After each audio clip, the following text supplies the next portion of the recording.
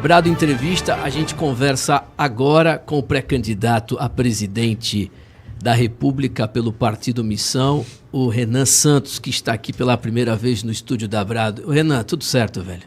Olá, Timóteo. Que honra estar aqui com vocês. Honra nossa, velho. Honra minha. Tudo bem? Tudo maravilhoso, quer dizer, maravilhoso, sim, maravilhoso. Não diria, mas tudo muito bom. Você tava lá no Boca. Tava, foi legal a entrevista e rolou até um climão, né? Eu fui saber depois que era um climão. Porque já mandaram aqui pra mim. Que eu cruzei com o João Roma, eu não vi. Ai, meu Deus. Aí eu não vi. Aí eu tava, todo mundo fala, o Renan fica autistando, né? Eu tava lá, mexendo no celular, olhando, aí aparentemente ele cumprimentou, eu não vi, ele tava assim, com a mão. Aí, Renan, oi, cumprimentei. Também não vou ser, assim, todo efusivo. Né? Claro, né? Por razões óbvias, né? Master razões. Mas dito isso, né, também, né, só sair fora. Mas ele ficou lá parado olhando, então vai virar meme isso aí. O Roma dizem que ele é autista mesmo, é um nível até... Ah, é? É, de verdade. Falam que ele tem o nível 4, 5 dias. Eu não sei como é que fala esse negócio aí. Nossa, mas aí é severo. Mas eu já conversei com ele dele de tipo, ele ir pra outro mundo. A gente já teve a oportunidade de entrevistar ele aqui. A postura dele é bastante, assim, ele fica... Mas ele é muito gentil, como político tradicional, é do centrão, né? Ele não é brabo, não. Não, ele tava lá, oi, Renan, oi. Oi? E aí foi cada um pro lado. Você fala master, ele sai fora. Ele teve um hiperfoco em banco master. Esse caso, meu querido. São 9 horas e 21 minutos, a gente tá aqui com o Renan. Renan, eu vi que você escreveu lá no seu ex que Salvador é uma cidade triste, a Bahia está triste do seu ponto de vista. O que você acha, velho? Rodando aqui, olha só, eu morei aqui em 2008, em Stella Maris. Não é que era um lugar feliz. Você morou em Salvador? Já morei em Salvador. Em Stella Maris. Você pegava onda lá? Não é nem isso, é que assim, era fácil pra eu pegar a van pra ir pra Simões Filho. E aí eu trabalhava em Simões Filho, eu ajudei a implementar uma fábrica que trabalhava com iluminação lá em Simões. Bons tempos não, tempos muito malucos, assim, Simões Filho era faroeste. Você andava pelas ruas Simões Filho, você via cadáver no chão, e aí você voltava assim, tiraram ele faz meia hora. Tá. Era muito violento, Simões era uma cidade muito violenta. Agora Stella era muito bonito, Stella era uma praia meio selvagem zona, era legal. O que eu acho, né, Salvador é uma cidade que venderam para o pessoal daqui uma ilusão de que eles têm que estar permanentemente felizes, né? Você tem sempre o Olodum chegou. E é aquela coisa assim, só que quando você está rindo o tempo todo, em geral é desespero. E é uma cidade que está muito violenta, as pessoas estão indo embora, está altamente favelizada, e você vai nas favelas, é placa de propaganda de político, como se, fizemos um negócio incrível aqui, tem agora uma escadaria colorida. Tá, assim, a vida continua muito ruim, são mais de 15 facções em disputa, as pessoas estão carrancudas, então o que eu senti não é a energia da propaganda, eu vi uma cidade que é triste. E é isso que eu tô sentindo da Bahia em geral, é um cansaço geral. Não todas as pessoas estão indo embora daqui, né? Acho que é muito sintomático. E eu acho que a propaganda oficial que o governo brasileiro, como um todo, gera sobre a Bahia, é a ideia de um lugar permanentemente feliz, e isso faz com que as pessoas se iludam e não encarem os próprios problemas. E acho que esse é o grande problema da Bahia. Não olhar assim, olha, viver na Bahia é muito ruim. Vocês estão vendendo uma felicidade que não está existindo no mundo concreto. O cara pode até aparecer lá no Pelourinho, aí faz um negócio cenográfico pra gringo, mas ele vai voltar para um bairro muito ruim, vai ter que tomar cuidado com o crime organizado. Se o cara é um prestador de serviço, ele pode morrer na mão do crime organizado. Então, é uma vida dura e difícil que tem aqui. Ô Renan, você, falando agora, eu tenho comentado os assuntos nacionais, Banco Master, Flávio Bolsonaro, Daniel Vorcaro. Eu estava há pouco aqui conversando com ele, que é do MBL, comentarista, o Lucas Bastos. Eu perguntei o que ele acha, e para você agora como pré-candidato a presidente, melhor Flávio candidato ou o Flávio abandonando a candidatura, pensando na sua pré-candidatura? Se eu pensar exclusivamente em mim, é melhor Flávio pré-candidato. Eu já tive muitas discussões com o nosso time. O Flávio Bolsonaro, ele é frágil em todos os cenários. Mesmo se ele não tivesse o escândalo do Master, ele já estava com aquela história de não querer debater comigo. Eu já não via, rodando lugares em que há uma grande presença do bolsonarismo, não via a energia que o pai dele tinha. É real. Quando a gente, por exemplo, estava em Santa Catarina, oeste de Santa Catarina, ali, fortaleza do bolsonarismo. Não vi nada. Ninguém tava, aqui é Flávio, já tava ruim. Já era ruim de defender.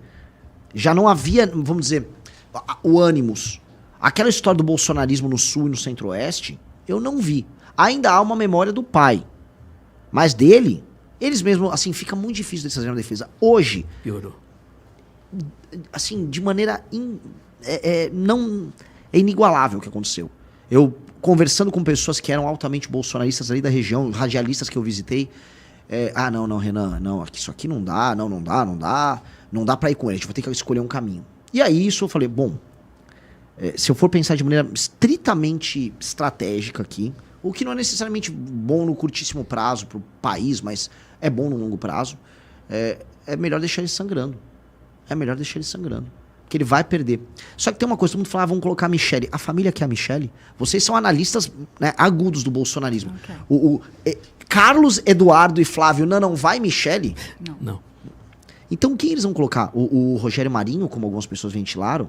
Eu acho que eles vão ter que ir de Flávio até o fim, porque é o cálculo frio, que ele tenha 20%, pelo menos eles ficam com algum ativo eleitoral. Eu acho, não sei se vocês concordam, que no fim do dia, os Bolsonaro, quando se meteram ali com o Master, e quando lançaram o Flávio, eles estavam fazendo a seguinte conta, mas vamos botar uma grana no bolso e vamos tentar manter a nossa liderança aqui, porque já prenderam nosso pai, a vida tá uma desgraça, provavelmente vão tomar a direita da gente, tem o Tarcísio, a época que tava, né, que a gente for pegar as negociações, Tarcísio tá tentando levar a reboque à direita, o Nicolas tá surgindo, eles não contavam com a gente na equação. Então, vamos botar um no bolso, faz um filme aí, e lança o Flávio, vai no que der, porque meio que é um fim de festa. Eu acho que o que a gente está assistindo é o ocaso do bolsonarismo. Ô Renan, a gente já sabia do caso de rachadinha, casos gravíssimos envolvendo corrupção. Mas você imaginava que seria dessa magnitude o negócio do Flávio Bolsonaro? Você se surpreendeu quando aquela conversa foi vazada? Eu vi que você fez uma live e você ficou surpreso. Muito. Surpresa de verdade? De verdade. Não, de verdade. O envolvimento dele dessa natureza com o Master e o que está pintando das histórias de Trancoso é uma novidade meio que para geral. O que eu soube até é que o PT também não sabia a fundo. Os advogados... O vazamento se deu através de advogados que tiveram acesso. Aparentemente, advogados do próprio Vorcaro, que devem ter sido convencidos a passar isso para jornalistas. Não foi a PF que vazou. E aí isso pegou todo mundo de surpresa. Porque pro Sidônio, o Flávio derreter agora é ruim. Não tava na conta fria deles. Só depois da convenção. É lógico, deixa passar a convenção e aí vinha tudo uma vez. E o que viria? Ligações dele com aquele Canelo, lá no Rio de Janeiro, ligações com a Secretaria de Esportes do Rio de Janeiro, escândalo do INSS, envolvimento dele com o Willer Tomasi, com aquela sócia dele no escritório dele. Então essas coisas são, vamos dizer, elementos que estavam precificados pelo PT para atacar na época da eleição, para machucar. Eu acho que machucaria muito o Flávio. Isso aqui é uma novidade. Tanto que é uma novidade que o Flávio nem contou para os membros da própria campanha, né? O que foi uma coisa, assim, advogados e marqueteiros ficaram malucos. E é sempre aquilo, vai vindo uma coisa nova. Eu acho que o Flávio tem uma posição muito, muito ruim. Muito ruim. E a pior situação que poderia ficar para ele é mostrar a inviabilidade do segundo turno. No momento que ele é inviável no segundo turno, ele não tem mais o argumento, que era o que restava do... Não, mas pelo menos ele ganha do Lula. Não, ele não ganha do Lula. Vocês vão ter que tomar uma decisão, vocês vão ter que escolher outras pessoas. São agora 9h28, a gente está aqui com o pré-candidato a presidente Renan Santos. Renan, você apareceu na Atlas com... agora 6.9. 6.9. Saiu um Datafolha com resultado já esperado, que o Datafolha ele sempre derruba. Eu queria que você comentasse o resultado do Datafolha sexta-feira. Você está animado. Eu não é porque você está aqui na bancada, eu já falei várias vezes, que eu sinto a mesma sensação de 2018. É impressionante. Eu comecei a sentir também. Eu não sei como é que você na rua as pessoas falam, mas a gente vê uma parte da imprensa querendo abafar o teu nome, uma parte da imprensa fingindo que você não existe, e a internet... O Bolsonaro era assim em 2018. Ele ia dar entrevista, quebrava recorde de audiência. Não sei como é que está hoje aí no YouTube, mas deve estar arrebentando também de audiência. E o Bolsonaro era assim, crescia e a imprensa fazia de tudo para abafar o nome dele. E você, eu tô vendo a mesma coisa. Você vai nos lugares, dá entrevista, arrebenta a audiência, todo mundo pergunta e os caras da imprensa tradicional, a mando do Centrão, dizem, segura o nome dele, segura. Eu vi você falando da CNN, que absurdo, né, rapaz, lá do Menin, lá eu vi você comentando isso no carro, o cara tava abafando a leitura do seu nome na reportagem das pesquisas, lá na CNN, olha a loucura. Mas o que você tá sentindo? Você tá animado? Porque eu tô achando que você... de verdade, tá um fenômeno. Eu também acho. Eu sou muito... A palavra não é humilde, porque eu não gosto dessa coisa do... eu sou humilde. Eu sou humilde. Vou comer um frango com farofa. Isso. Exato. Não é muito a minha pegada, mas eu tendo a achar ridículo toda vez que eu fico me considerando maior do que eu realmente sou. Mas eu comecei a ver coisas que eu não achei... Pô, isso tá normal, isso tá saindo do ponto. Tem um processo que tá rolando de apoio e de construção de, vamos dizer, de uma divulgação do meu nome que já não depende da pré-campanha, que tá indo pelas pessoas. Eu tô recebendo números, né, de pesquisas e trackings que são contratados localmente. Por exemplo, eu recebi pesquisas municipais do Maranhão. E assim, 9, 11, 9, 8, 11. Maranhão? No Maranhão. Poxa. Você acha que é por causa da visita que você com fez certeza, lá? com certeza. É porque a primeira vez que alguém vai no Maranhão fazer o que eu fiz. A política local no Maranhão falou, cara, aquilo foi uma revolução. Porque ninguém foi no Maranhão e começou a falar dos problemas do Maranhão. As pessoas vão lá comprar voto no Maranhão. Ou fazer um evento em São Luís. Eu rodei o interior, em Santa Isabel. Eu fui numa rádio, o radialista falou, olha, você foi o primeiro presidente desde o Fernando Collor, candidato, que veio aqui, o outro foi o Jânio. Imagina. Então, assim, é um fato raro. Então, rodar as cidades do interior, falar dos problemas, mexeu com a galera do Maranhão. Porque eles mexem com a autoestima. Pô, esse cara tá tratando do meu problema, eu existo. Tem um elemento de, pô, eu existo, fala de mim. Não precisa falar bem, fala de mim. E eu acho que tá fazendo sentido, eu vou fazer Amapá, eu vou fazer Pará, na mesma linha. Eu vou nos interiores que ninguém dá bola. Vou fazer isso na Bahia também. Essa viagem aqui é a primeira, eu vou fazer 2 da Bahia. E aí eu vou pegar o interiorzão da Bahia pra pegar aquele meião, que é onde o PT faz os votos dele. É muito grande, né? Ô, Luiz Melodia, você teve ontem um evento aqui em Salvador do Rio Vermelho. Ó, Salvador, bota aí na tela, Luiz. Ontem, para quem está no YouTube nos acompanhando, estamos ao vivo, youtube.com/Brado Rádio. Velho, isso em Salvador, uma cidade histórica, tem a história, né? Conhecida por ser uma cidade esquerdista. Domingo no final da tarde, isso foi num bar lá aqui no Rio Vermelho. Tela cheia aí, Luiz Melodia, são 9h31. Isso foi ontem. Um dia de chuva, Timão. Renan, comenta esse evento aí. Isso já faz parte, acho que, de uma campanha de fenômeno, velho. Em Salvador, que outro pré-candidato conseguiu isso? Eu tenho certeza que a galera foi lá, pagou. Que ninguém recebeu dinheiro, não teve militância. O que foi, Lucas? Ah, tá bom. E aí, Renan, o que você acha? Todos os eventos nossos estão gerando isso e eles estão aumentando. A gente tá meio que uma competição de um lugar bater o lugar anterior. Foi gigante Salvador ontem. 3 dias antes em Brasília foi enorme também. E eu nem tô tendo muito esforço de divulgação. As pessoas estão se organizando e estão fazendo o evento acontecer. Tá mais diferente. Antigamente o nosso público era muito homens jovens. Agora tinha mulher já estava virando quase 40% do público presente. Muitas classes sociais diferentes e começou a aparecer as pessoas mais velhas. Isso não era comum, pessoas acima de 60 anos aparecerem. Aí começaram a vir. Então o fenômeno está começando a se alterar. Então é muito bom, assim, para entender a política, não só daqui de Salvador, mas a política toda do Nordeste, né? Um evento em geral você faz pagando as pessoas, vai ficar segurando umas bandeiras, você dá uma tradicional comidinha. É isso aí mesmo. É isso, é o tal do pelego. A gente está indo numa outra linha, completamente diferente. E nesse sentido se parece muito com a campanha do Bolsonaro de 18. Acho que a tua análise tá muito boa. O lance a gente tem que acelerar esse processo até a eleição. Só que eu acho que dá tempo. Eu acho que a gente tinha um planejamento de chegar até 10% até a véspera da eleição ali em agosto. Eu acho que nós vamos alcançar. Ah, eu não tenho dúvida. Sim. E aí, com 10%, 2 dígitos, estamos totalmente no jogo, porque um cara, que é o Flávio, está em trajetória de queda, e a queda é forte. Tá? O que eu estou recebendo também de trackings e conversando com pessoas de institutos, a rejeição que o Flávio está angariando é uma rejeição sem volta. Porque tem aquela rejeição que, não, mas vai ser um negócio do Lula e... Cara, não tem muita coisa do Lula para sair. Na verdade, o Lula vai ficar inaugurando obra e vai ficar fazer uma política social dele. Ele vai tentar diminuir na margem aquela rejeição que é muito alta dele. Agora, do Flávio tem um estoque ainda de coisas. E quem já saiu do Flávio falou, eu não volto. Isso é muito ruim. Então, nós vamos buscar esse eleitor. E a gente está competindo na busca desse eleitor de maneira muito clara. Com o Zema e com o Caiado, que tem medo de falar dos problemas do Flávio. Que tem medo de colocar o dedo na ferida. São dois, vamos dizer, reservas. Porque a pior coisa não é que você é uma alternativa, você é um banco de reservas. É aquele jogador que tá lá com a camisa 33 lá no banco, aguardando o camisa 8 dele, o camisa 9 sair. Pô, isso é feio. Eles não vão falar do problema. Até porque, assim, tá pintando agora envolvimentos muito similares com o que houve aqui do Crédito Sexta, do Zema e do próprio Caiado, tem uma história também no estado de Goiás. Quase todos os governadores entraram nessa malandragem. O único cara que não tá pré-candidato a presidente, que não tá envolvido diretamente nesse negócio é você, né? Sou eu. E poderia citar algum nanico que não conta, né? Tipo, a Samara saiu, né? Da UP. Não, o Aldo não acho que ele tenha relação com o escândalo, mas o Aldo, no máximo, viajou lá no jatinho lá com o Toffoli com o ligação indireta. Eu não acho que o Aldo tinha nada a ver com isso, mas...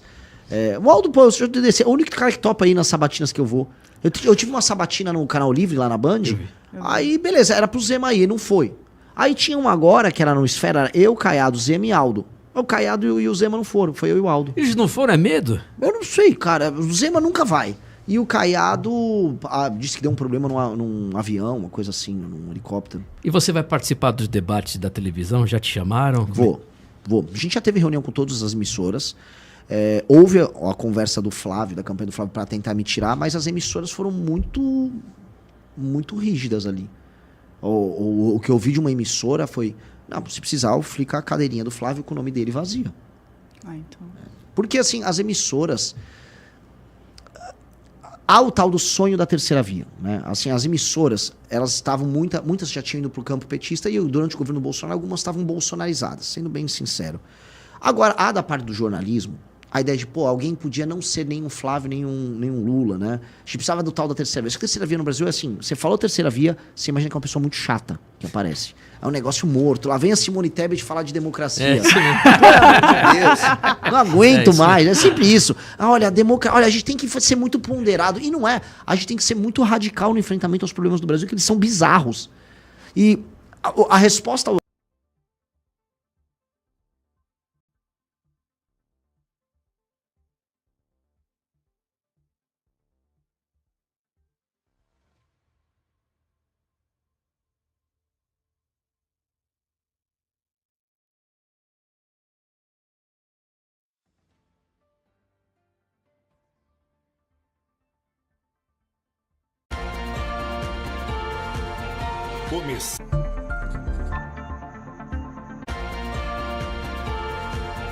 Começando o seu dia com as principais notícias, comentários, entrevistas e a sua participação. A partir de agora, no Brado Jornal. Acho que são 9h37, tá normal agora? Alguma sabotagem, parece que tá normal, né? Sabotagem em algum funcionário bolsonarista que tá lá na transmissão aqui. Lá, o cara foi lá e você tava falando, ele cortou. Agora nem lembro o que a gente tava falando. Renan, eu queria te perguntar o seguinte, você já tá, não sei se você já recebeu informação do senador Ângelo Coronel falando de você. Eu vi o vídeo. O Centrão já tem comentado, eu tenho acesso a deputados do Centrão em Brasília, assessores de gabinetes aqui na Bahia também. Quem é político tradicional já sabe que você tá um fenômeno. Sim. Você já tem ciência disso? Não, isso sim. Com certeza absoluta. Eu não falo do bolsonarista débil mental, todo respeito aos bolsonaristas, mas o sujeito, o político profissional, sim, que ganha dinheiro fazendo, ele já sabe número, ele sabe rede social, sabe audiência, sabe, tem tracking. Você já tem noção disso, então? Tenho tracking, assim... Tracking dos mais diferentes estados do Brasil. Não posso boca de sandália, que eu sou o famoso boca de sandália, mas trackings me dando 8 no estado aqui, 6 no estado ali, 9 no estado acolá. Os trackings regionais, eles estão mais generosos do que as pesquisas oficiais. Até você havia falado da Datafolha. Eu conheço o pessoal da Folha de São Paulo, eu tenho respeito pelo pessoal da Folha, mas eu não consigo olhar uma pesquisa que põe a Samara. Também. Assim, não dá. Não dá. Sim, não tô falando nem que é má fé, vou tentar ser justo. O cara chega um resultado desse na pesquisa, né? O Instituto tem que falar, olha, temos que rever o método. Não funcionou, porque isso aqui claramente não tá fazendo sentido. Claro. Então, eu acho engraçado que os trackings que são encomendados pelas campanhas, ou seja, ali é resultado real. Isso aqui é um diagnóstico real da situação. Eles me dão sempre muito maior do que as pesquisas que são publicadas, tirando o caso da Atlas, que é uma pesquisa internacional. O fato da Atlas ela ser internacional, ela obriga que ela não tenha, vamos dizer, compromissos locais que façam ela perder a credibilidade dela. Outros institutos não, né? Então, quando eu pego a Atlas e quando eu pego os trackings, aí eu vejo outra coisa. Outra coisa, os trackings, mesmo dos institutos grandes para as campanhas, são diferentes também dos resultados. Então, os políticos têm acesso. E eles sabem uma coisa. Uma coisa é a intenção de voto. Outra coisa é a intensidade da intenção de voto. Uma pessoa que está dando hoje a intenção de voto na nossa pré-candidatura é uma pessoa que está com uma intensidade muito grande, então ele é um multiplicador. Então o político do Centrão percebe, tem aquele cheiro de pólvora de uma coisa que vai explodir em algum momento. Porque ele está vendo que a intensidade das pessoas que estão falando a meu respeito é muito maior do que a dos demais. Real, vou colocar um ponto. Minha pré-campanha é muito mais intensa do que a campanha do Flávio, mas incomparavelmente mais intensa. As pessoas estão fazendo pré-campanha. Teve um evento de filiação do partido no fim de semana, foram milhares de carros adesivados, sem participação minha. Eu nem participei, eu estava num evento. Tá acontecendo. E isso é sintomático de uma campanha viva. Já, assim, o Kim tá recebendo ligações e abrindo conversas lá no Congresso que ele nem sequer imaginava.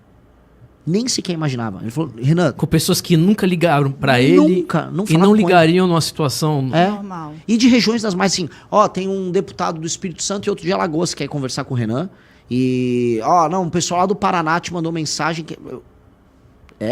Não, você precisa conversar com eles. Tem muitas alianças regionais e candidatos a Senado que eles estão olhando assim, o Renan tá crescendo muito aqui no estado e eu já não vou ter apoio de nenhum dos dois principais. Vou pegar essa turma aí pra conversar. Então, os caras estão tentando abrir determinadas conversas com a gente, já entendendo isso como alternativa. Eu acho que isso a gente pode ver daqui umas... Vou botar aqui, nos próximos 30 dias, já partidos virem falar em querer fazer vice. A gente vai começar a ver isso porque é da natureza do processo. O político é muito esperto. São 9h41. Perguntas, Vanessa Moreira, pré-candidato Renan Santos. Renan, muito bom ter você aqui com a gente na Brado. Eu quero trazer um assunto aqui que é até um assunto que está com bastante polêmica recentemente, que é o assunto do homeschooling, né? Eu sou uma pessoa que tenho contato com muitas famílias educadoras, pode não parecer, mas a Bahia também tem aí uma alta cultura e são famílias que eu nunca vi os filhos serem menos cultos do que os meus que estudam no ensino regular. Isso foi, inclusive, uma promessa na época do Bolsonaro, então ele conseguiu angariar essas pessoas que têm muitos filhos, famílias numerosas de 8, 7, 4 filhos, enfim, muitos filhos, e que educam seus filhos em casa com maestria. Crianças que leem mais de 30 livros por ano, enfim.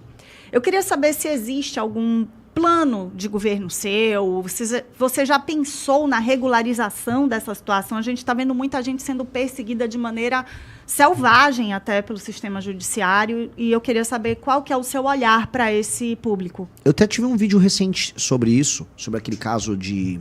Acho que é Lins, a cidade? Jales.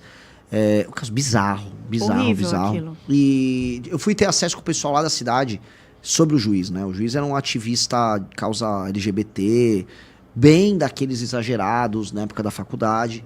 E é muito louco, porque o que você percebe é o cara vê uma iniciativa que envolve um sistema de valores muito diferente do dele e a reação dele é afrontar. É uma coisa... É um despacho completamente sem sentido que busca ser ele próprio uma afronta.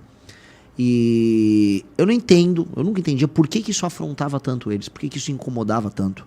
Mas esse é um tema que para a esquerda, estranhamente, porque eu digo assim, ele não é um tema que vai alterar a dinâmica em que o Estado precisa ter, vamos dizer, um ensino em escala, um serviço de, vamos dizer, de educação funcional, ou o setor privado. Não, ele é uma opção que famílias têm quando elas querem elas próprias prover o ensino para seus filhos. Na maior parte dos casos, as crianças olhando do homeschooling, na verdade, têm desempenhos bem acima da média. Muito acima da média. Assim, é incomparável. Os Estados Unidos, toda a literatura a respeito mostra isso. Então, por que a preocupação, se eles gostam de falar de políticas públicas baseadas em evidências? As evidências estão ali, funciona. O despacho do juiz foi um despacho bem naquela linha, olha, mas ela não está tendo acesso a elementos da cultura popular brasileira. É tão caricato, né, citar o funk como elemento da cultura popular brasileira. Parece que o cara quer tipo um vilão de filme, sabe? O cara, tipo... É sério que o cara fez isso? Ele se transformou num meme no despacho. Então, foi tudo muito ruim. E isso gerou, vamos dizer, uma discussão boa dentro da nossa própria base, porque a gente sempre foi favorável ao homeschooling, mas nunca foi uma pauta central. Aí alguém falou assim, Renan, você já falou várias vezes, eu tive um quase homeschooling, porque eu tinha uma família de classe média, minha mãe pôde se dedicar, eu ia pra escola normal, mas eu voltava da escola, minha mãe ficava tomando, vai lá, né? Isso faz uma baita de uma diferença, né? Assim, a presença materna, por exemplo, quando a criança está aprendendo nos primeiros anos, ajuda até a criar a cultura de estudos, que é uma coisa que falta muito para as famílias mais humildes. Agora, quem pode ter, tem que ter o direito, então a gente vai com certeza defender, com certeza vai andar com essa agenda. Isso é fato dado. E não é nem pela lacração, porque tem muita gente que fala, vou andar porque vai irritar a esquerda. Não. Cara, é bom, é funcional. E hoje, a gente tem que pensar no ponto futuro. Hoje, com inteligência artificial, hoje com todas as metodologias e toda a técnica envolvida, o homeschooling pode ganhar escala.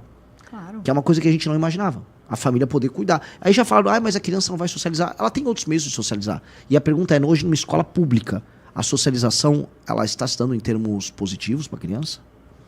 É uma pergunta que eu estou jogando. Não parece ser o caso.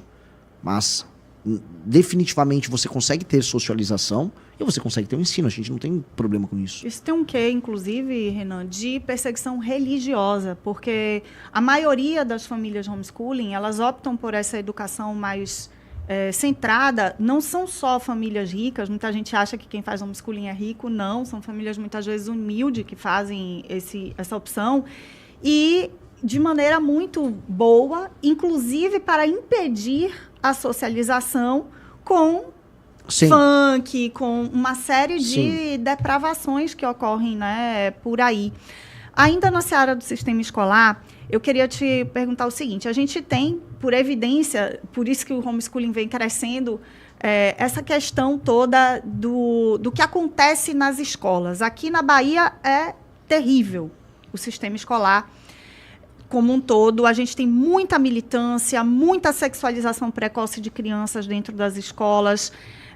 Infraestrutura é o que a maioria dos políticos trazem como resultado. Construir escola em tal lugar, vamos botar tablet, isso não resolve. Zero. Vocês têm algum programa de reformar, digamos assim, né, os professores, alguma coisa feita nessa seara da educação, como até um programa para os professores mesmos de tirar essa militância, porque eles falam muito em doutrinação religiosa praticada pelas famílias, que é uma opção. É óbvio que a gente tem que ter o direito, né, de doutrinar o nosso filho, mas eles doutrinam para a perversão, às vezes, muitas vezes sem sentir. Eu não estou aqui culpando o professor, ele passa por uma formação de 4, 5 anos ali na faculdade, aprendendo que o certo é aquilo.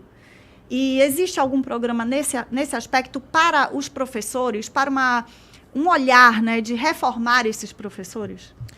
A situação do professor, quando eu coloco o cenário atual, né, a gente pegou uma série de entrevistas. O professor Paulo Cruz até comenta muito isso com a gente. Houve uma série de entrevistas, se não me engano, na Secretaria de Educação de São Paulo, a de Goiás, fizeram. Você tem o professor hoje que está altamente estressado porque foi tirado qualquer elemento de punição. Um bom professor, começando por ele, que está tentando basicamente ministrar a aula dele, ele não tem instrumentos para, por exemplo, punir um aluno que não está se comportando, ele não consegue disciplinar esse aluno e ele não consegue tocar o programa. Hoje, agora, isso eu venho falando muito, eu já arrumei uma briga, que agora tem o partido do autista querendo me processar. É real, assim, é muito bizarro. E aí, hoje, você tem agora a mistura do aluno típico atípico, com o professor sem ter um treinamento. Então, aí o professor está estressado, sem autoridade, ninguém tem compromisso com meta de desempenho. Então você tem, vamos dizer, o aluno finge que está estudando e o professor finge que está dando aula. Acho que para além da doutrinação, você tem hoje um abandono total e completo. Você tem as crianças hoje com métodos alternativos ao método fônico que chegam aos 12, 13 anos não alfabetizadas. E acho que esse é um fato que a gente tem que entender. Chegou aos 12, 13 anos não alfabetizado, você vai ter que ter um programa de alfabetização depois para as pessoas, porque elas não conseguiram criar, vamos dizer, uma cultura de ler e escrever que a torne fluente na própria língua. E esse é o nível que a gente está. Eu tô colocando esse problemão, porque quando a gente vai falar, por exemplo, da ideologização pura e simples, a gente está falando dos 14, 15, 16 anos. E aí a gente está falando de um aluno que está absolutamente despreparado, ou assim, desprotegido para sequer debater opiniões que sejam trazidas pelos professores. E aí a gente está falando ali de um professor, aí sim, o professor do ensino médio, que aí ele vai trazer as discussões contemporâneas com tô fazendo bem, né, quase um eufemismo, discussões contemporâneas, né? Mas assim, ele vai trazer aqueles debates que com o novo ensino médio, aumentou a capacidade dele de fazer o que ele chama de doutrinação. Porque hoje você tem um elemento subjetivo que você inventa as matérias. Sim. Vocês estão acompanhando isso? Com certeza. Assim, o cara inventa. Vou dar agora... Gente, vamos combinar uma aula de felicidade? Sério, tem Tem. aula de mundo contemporâneo. E aí eles falam de qualquer coisa no mundo. E ali boa parte daquele trabalho político se dá nesses termos. Eu acho que o novo ensino médio fracassou, e fracassou muito. E foi um projeto que foi apoiado em grande medida até por nós, mas eu pelo menos falei, isso aqui é uma iniciativa boa. Foi um fracasso. E não é só no ensino público, tá? Aqui em No privado Salvador também. tem um colégio que custa mais de R$5.000 por mês e tem uma aula que é uma aula de ensino contemporâneo de redes sociais. O que ensina ali? Qual é a trend do momento? Qual é o melhor influenciador? Ou seja, o aluno não tem um ensino bom de educação financeira, mas tem esta porcaria para ser aprendida, que ele já tem acesso, e para ser ainda aprendida e debatida em sala de aula. Realmente é catastrófico. Para ir para a parte bem clara aqui. Até os 12 anos, a alfabetização e o aprendizado de matemática tem que seguir os métodos mais simples e clássicos. Estamos falando método fônico e foco em poucas matérias e provas de desempenho que metrifiquem o desempenho do estudante e do professor. Se o professor não estiver entregando um aluno alfabetizado até os 12 anos, aquela escola terá problemas. O diretor da escola terá problemas. Dali em diante, o ensino colegial tem que ser técnico. E eu estou falando de ensino técnico para o aluno já sair empregado da escola, sem aquelas ilusões. Não, o cara vai ter uma formação humana para ele. Cara, na escola pública, vamos formar agora o cara sabendo ler, escrever e apto a ter um emprego. E aí, o professor que vai querer ter o estímulo para fazer aquela doutrinação, ele vai estar trocando, bater a meta dele por fazer a doutrinação. Eu não sei como proibir certos elementos de doutrinação, porque vou ter que gravar, começa a entrar numa discussão bizantina. Mas se eu punir o professor pelo baixo desempenho do aluno, ele vai ter que gastar o tempo dele cumprindo as matérias dele. E eu acho que o caminho tem que ser nessa direção. 9h51. Renan, desarmamento civil. Você como pré-candidato, o que você pensa sobre desarmamento civil para a sociedade? Sou contra as políticas de desarmamento. Eu lembro que, inclusive, quando veio o referendo em 2004, 2005, né? 2005 referendo. Isso, eu estava na faculdade, teve muito debate que aconteceu na faculdade à época, e foi ali que eu tomei, né, ciência, porque era um debate que não havia, eu era muito novo ali. E houve um debate do Bene Barbosa com o presidente do Sou da Paz, ali à época. E toda a minha faculdade apoiava o Sou da Paz. Não, o Sou da Paz é lindo, é maravilhoso. Era, porque surgiu na minha faculdade o Sou da Paz. Surgiu no Denis Misny, que ele fez a campanha em 97, então ali era, vamos dizer, um momento máximo, ele queria todos os alunos. Aí eu fui ver o debate, mas esse Benê tem... Né, esse pessoal tem razão. Né? Eu comecei a ver, isso aqui não tá... Tem algo de errado no discurso aí da turma do Sou da Paz. E foi um coronel também, o coronel Lira. Foi muito bem no debate com o Denis Misny. E aí eu virei uma chavinha, né, na época. Comecei a pesquisar a época por conta, nem dizer que eu era um cara de direita à época. Eu comecei a estudar por conta. O que eu entendo, não é uma política pública de segurança, é uma política baseada, é uma ideia, é uma garantia de direitos civis. Isso é um direito civil que a população tem que ter para se proteger. Não podemos, e eu tenho que ser muito cuidadoso nisso, porque grande parte da energia da direita brasileira até 2018, na eleição do Bolsonaro, quando o enfoque era na questão de segurança, achavam que era o armamento civil a resposta. E não é isso.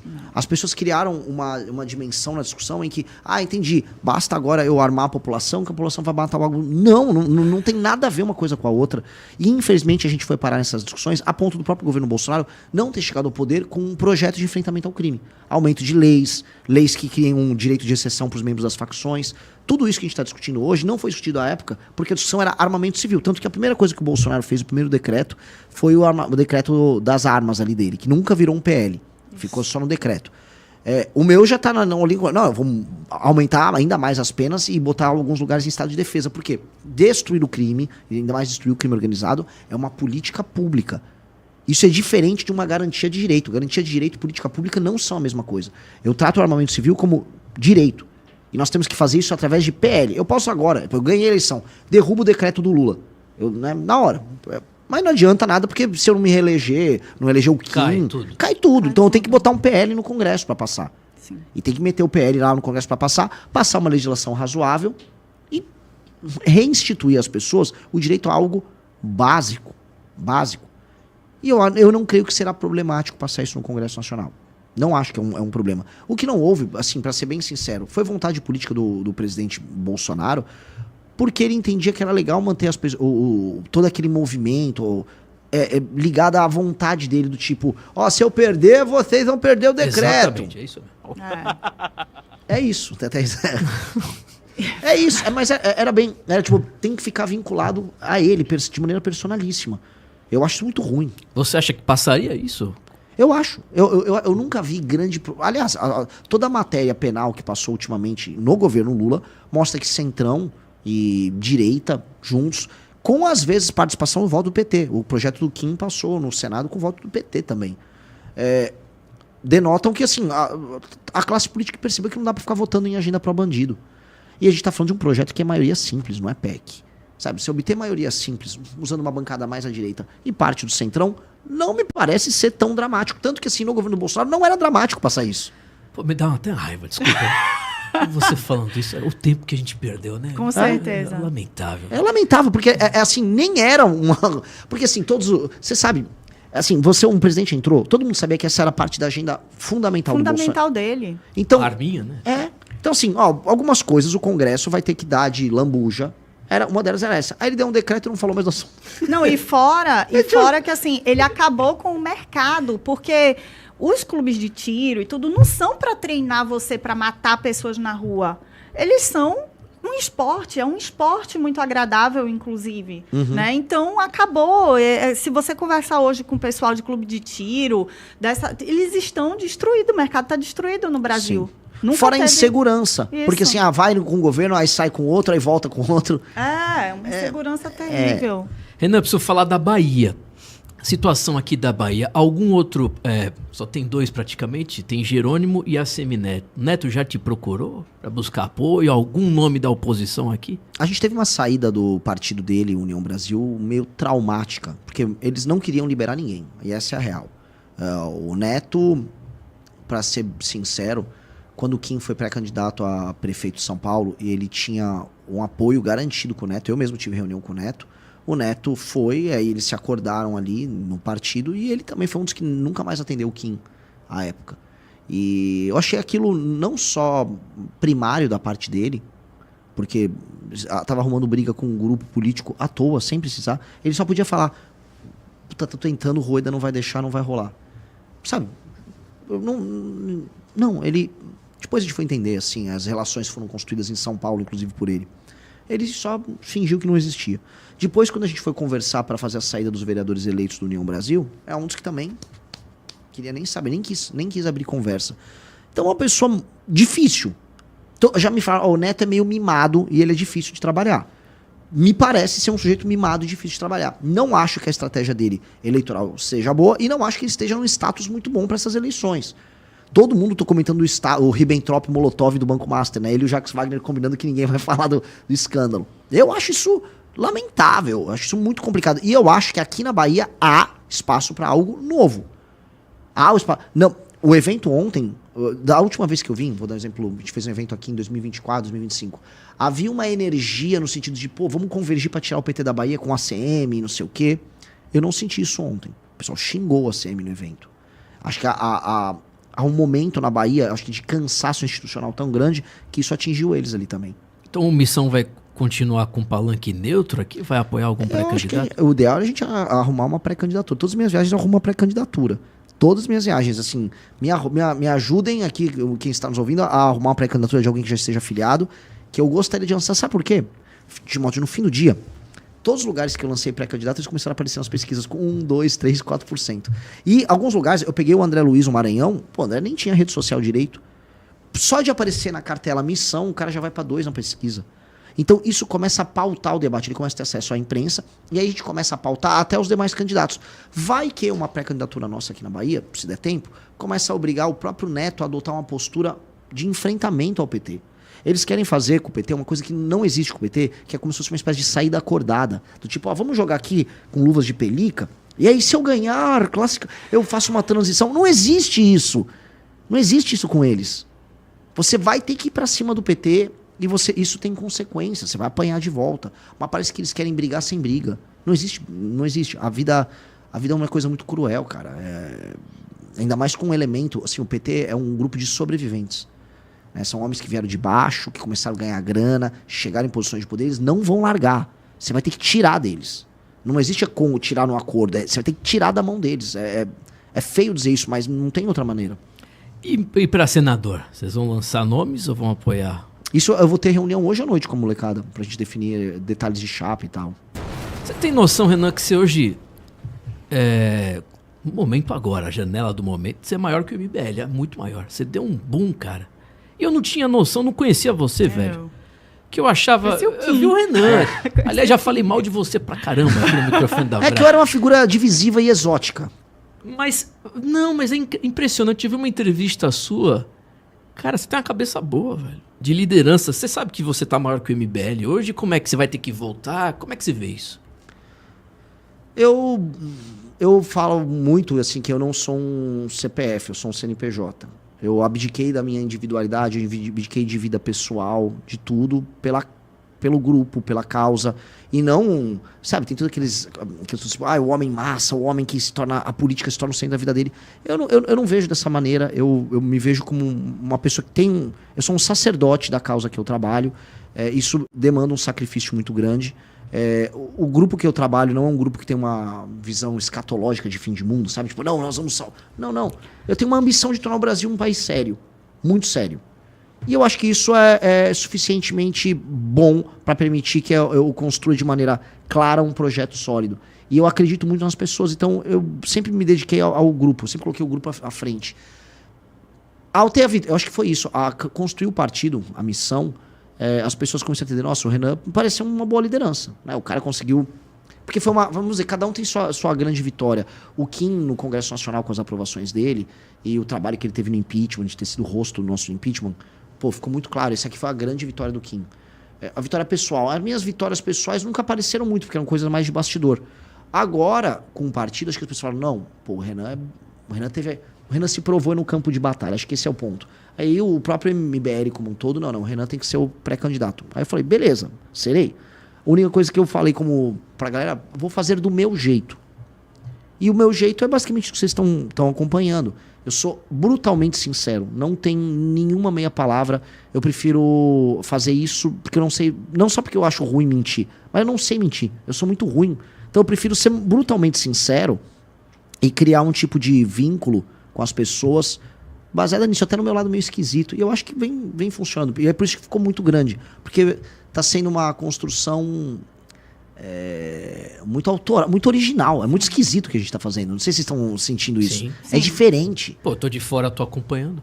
Porque é novo. Assim, as coisas que a gente tá falando, os lugares que a gente vai e fala, por exemplo, a participação na Marcha dos Prefeitos, pra mim, eu não vou citar o nome dele, mas assim, um dos diretores da Confederação dos Municípios, ele falou, olha, isso aqui foi histórico, a gente não entendeu nada, mas a gente gostou. Foi isso. O cara não entendeu nada. Que assim, você pega o discurso do Zema, ele ficou explicando como ele rodava Minas Gerais e encontrava os prefeitos, e ele aprendia muito com os prefeitos. O Caiado, ele viu qual é a pauta que eles querem. Eles querem que nenhum tipo de gasto, nenhuma política pública que não tenha um gasto vinculado, pago pelo governo federal, deve ser imposta aos municípios, que é uma causa deles. E eu falar, olha, vou dar poder para vocês, as políticas nossas serão determinadas por indicadores de desempenho, e um prefeito que bem vai crescer, mas o prefeito que for mal vai ficar inelegível. Aí eles aplaudiram. Eu falei, legal. Acho que eles não entenderam mesmo. É que eu acho, sinceramente, que eles gostaram da brincadeira. Eles gostaram, do fato de ser brutalmente honesto e de falar o problema, apresentar uma solução, falar que a solução não é fácil e que se eles derem certo, eles vão ganhar muito, e se eles derem errado, eles vão perder muito. Eu acho que vir com sincericídio é bom, e eu acho assim, uma impressão minha, Vanessa, minha vibe. Eu acho que o kit hipocrisia, eu chamo de kit hipocrisia aquele discurso, oi, estamos aqui pra cuidar de gente, voz de povo. E mesmo o discurso dos outros políticos. Vamos comer uma farofa isso. com frango, ele pastel. Funciona se as coisas estão indo bem.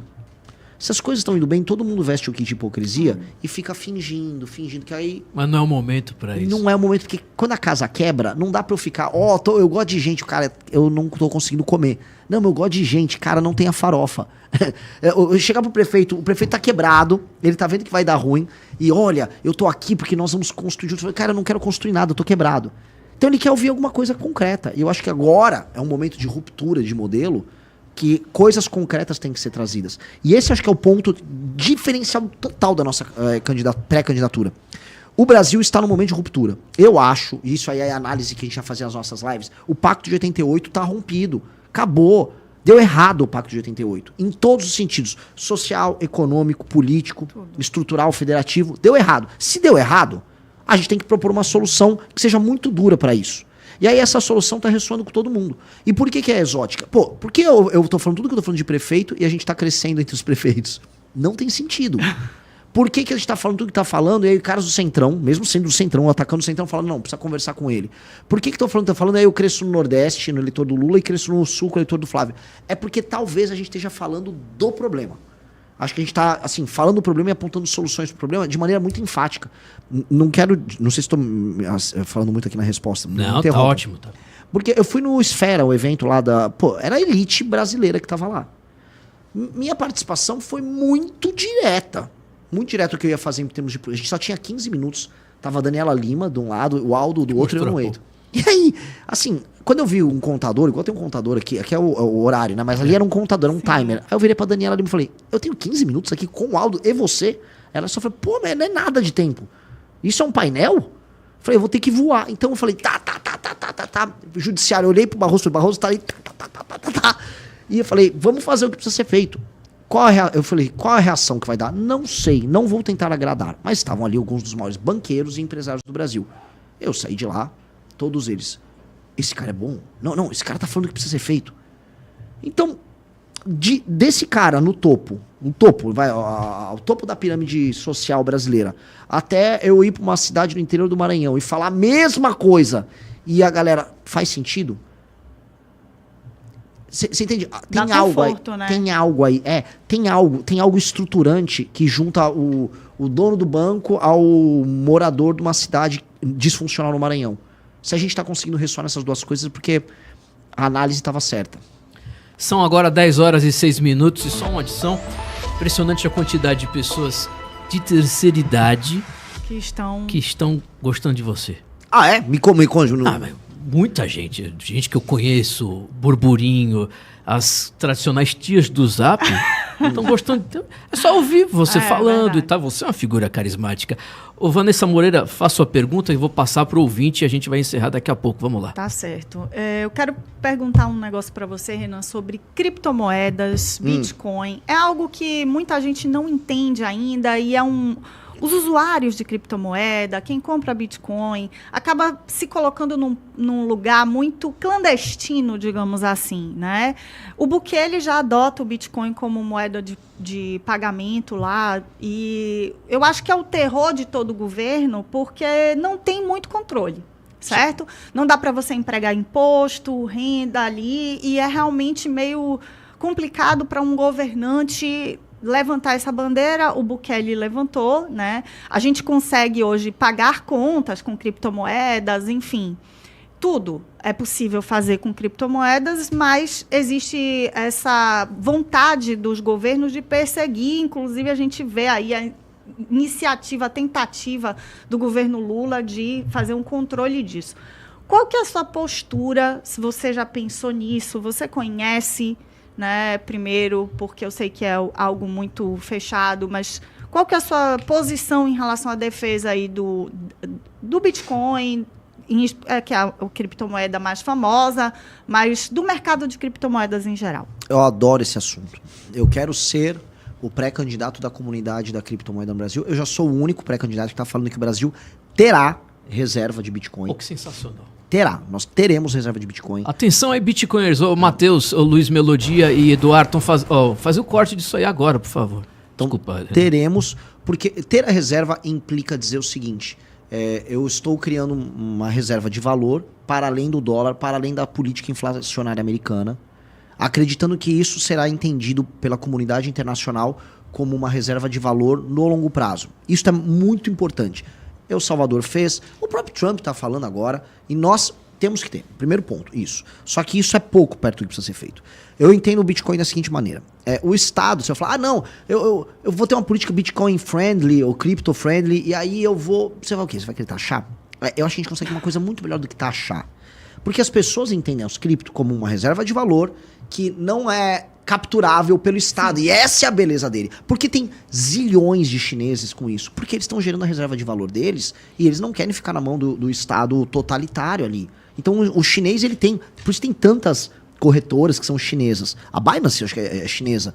Porque o chinês já está entendendo esse problema há muito tempo. Na Nigéria isso começou a ser usado. É um instrumento de defesa que as pessoas têm. Então, eu não posso negar essa funcionalidade enquanto sistema de defesa, imaginando que não, eu vou atrair o cara para cá para eu taxar. Não. Eu tenho que entender que, em geral, a pessoa que trabalha com cripto é uma pessoa, hoje, que ela está inserida num universo de tecnologia, portanto, ela é uma coisa chamada capital humano de qualidade. Então, a gente tem uma política Bitcoin friendly, atrai capital humano de qualidade para montar a empresa aqui. Então isso tem que ser parte de um plano maior que nós temos de atrair capital humano para criar, vamos dizer, espaços para uma indústria tech aqui no Brasil. Então, para eu trazer... Tenta imaginar a seguinte coisa. Quando eu falei ali do Rio de Janeiro, eu não queria separar o Rio de Janeiro. Tá falando assim, eu vou dar uma autonomia igual tinha com o estado da Guanabara pro Rio de Janeiro. Ali você faz um espaço crypto-friendly para que pessoas... E aí resolvendo a questão de segurança, claro. Para que pessoas se mudem pro Rio de Janeiro, e muito gringo quer viver aqui no Brasil. E aí ele monte a empresa dele. Hoje você vai ter o mundo novo que está vindo aí. Você consegue, você mais 5 assistentes do cloud, você monta uma empresa com IA e você fornece serviços para o mundo inteiro com seus clientes. E você pode viver em algum lugar bem, sem necessitar tanto da infraestrutura daquele local, mas vivendo bem num lugar que você gosta, que você possa ter uma vida que você seja feliz, de fato. O Brasil tem condições de entregar isso. Um lugar que dá para viver bem, que tem um clima gostoso, comida legal, que você possa ter uma vida interessante e ao mesmo tempo ganhar grana. Ou ser Bitcoin friendly atrai essas pessoas. Isso é uma das políticas, isso faz parte do escopo geral de uma política pró-tech, pró-capital humano de qualidade que eu preciso migrar para cá. E não só de brasileiro. Eu quero alemão, eu quero chinês, eu quero taiwanês, quero japa, quero russo, quero trazer esses caras para cá. Porque a gente está com hoje déficit de capital humano de qualidade. Não existe a gente investir em terra rara, investir em tecnologia no Brasil com o capital humano que nós temos morando aqui, porque nós não formamos mais e boa parte da galera boa foi embora. Então a gente tem que repatriar e trazer gringo, fato. E 2, blockchain no setor público. A gente está falando aqui, por exemplo, tem rastreabilidade com blockchain para emenda. Eu fui desafiado agora, recentemente, por um cara que ajudou a implementar, um cara muito legal, trabalhou no governo federal na implementação, não foi do Pix. Ele falou assim, Renan, dá pra fazer sim um modelo blockchain, tem um outro sistema que tem a restabilidade. Eu falei, tudo bem, vou te botar algum cara de blockchain, não entendo nada no assunto, essa parte de matemática, sentem aí, mas vamos ter uma política disso. Blockchain eu sei que resolve esse problema da rastreabilidade. Então, um governo que seja amigo das cripto, eu acho que ele tem que olhar de maneira holística. Eu adoro, não sou especialista no tema, tal, mas eu gosto, e eu acho que tudo que eu falei aqui não apenas é razoável, como já vem sendo feito em outros lugares com sucesso. Maravilhoso. Perfeito. São 10 horas e 12 minutos. Bota a pergunta do Pedro Urso aí, por favor. Luiz Melodia, bota aí na tela, por favor. O nosso comentário. Bom dia, Renan. Bom dia, meus colegas da Brado. Eu sou Pedro Urso, mestrando em Direito Político e Econômico e comentarista da rádio. Renan, a minha pergunta é muito simples. No seu programa de governo, você propõe uma série de medidas que são muito importantes para o desenvolvimento do Brasil, como, por exemplo, a criação de uma zona industrial no Nordeste, uma reforma de infraestrutura que pretende cortar o Brasil inteiro por ferrovias e rodovias, mas principalmente uma reforma urbanística pesada que propõe, entre outras coisas, a desfavelização do Brasil. Ao mesmo tempo, você se apresenta como o Milei brasileiro. O Milei, de fato, tem uma série de méritos no ajuste fiscal da Argentina. Ele conseguiu controlar a dívida pública e a inflação no país. Entretanto, ele vem fazendo justamente o contrário de tudo isso que você acabou de citar. Ele, por exemplo, paralisou obras públicas, retirou investimentos do Estado em questões urbanísticas e vem desindustrializando a Argentina. Tem um porquê disso. Uma política de austeridade, que é contracionista, tende a retrair a capacidade de investimento do Estado e engessar o seu investimento público a longo prazo. Renan, você pretende fazer uma lógica de austeridade e buscar um superávit fiscal. Como você pretende conciliar isso com todas essas propostas que pretendem ampliar os gastos do Estado na base urbanística, na construção de ferrovias? Será que não corre o risco dos eleitores acabarem elegendo o senhor e você ficar 4 anos buscando um ajuste fiscal e ao final do mandato não entregar nenhuma das reformas que foram as mais importantes para a maior parte dos eleitores, como a reforma urbanística e a desfavelização?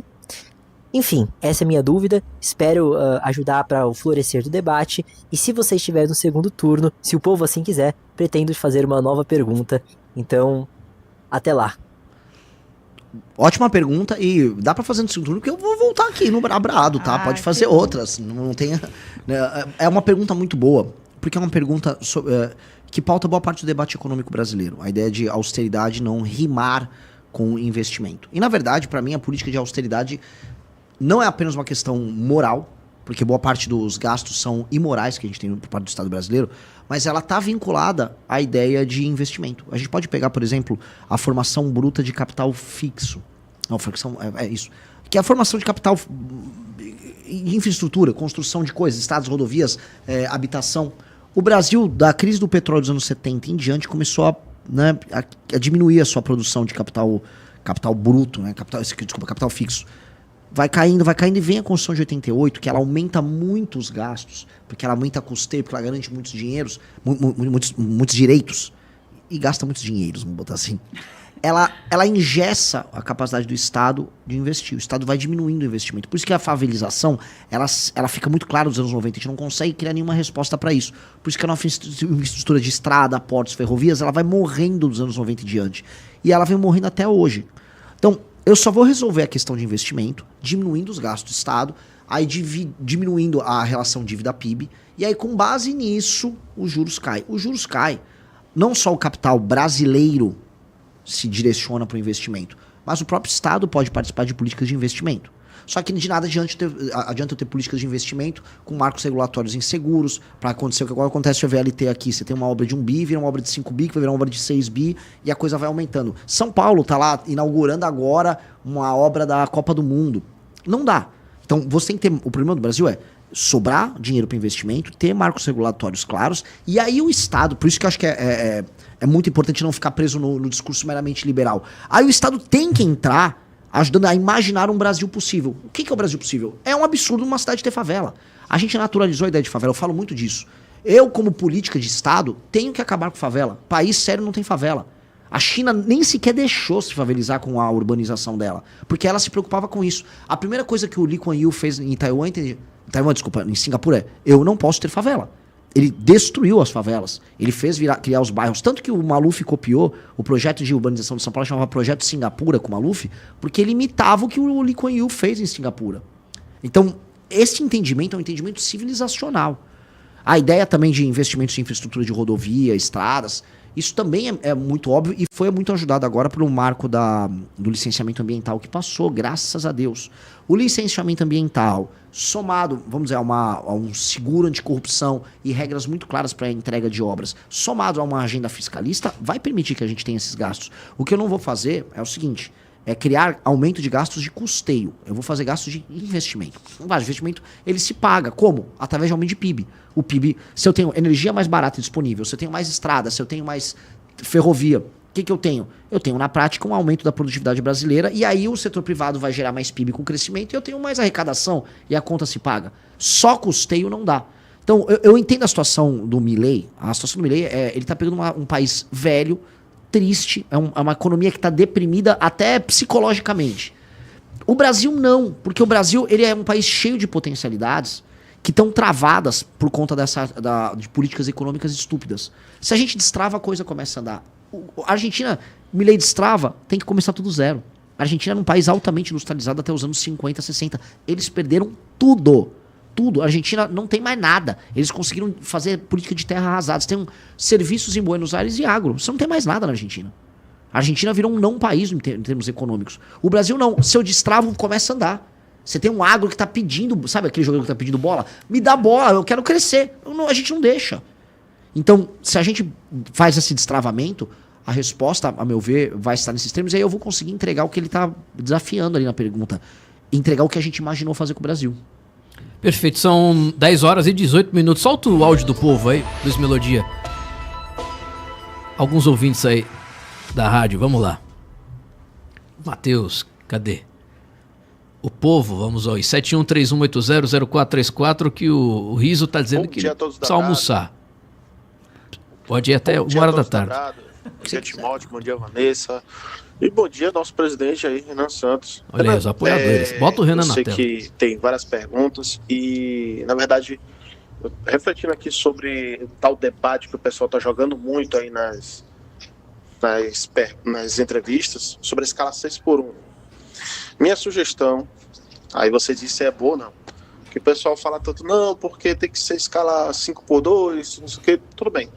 que a escala seja 5x2, que eu acho justo que a pessoa tenha pelo menos 2 dias para descansar, mas que também acabe com a hora extra, acabe com a hora extra não, que volte a ter hora extra e que acabe com banco de horas, porque a maioria, eu acredito que 90% dos trabalhadores discordam do banco de horas, porque ao invés de virar hora extra, vira hora besta.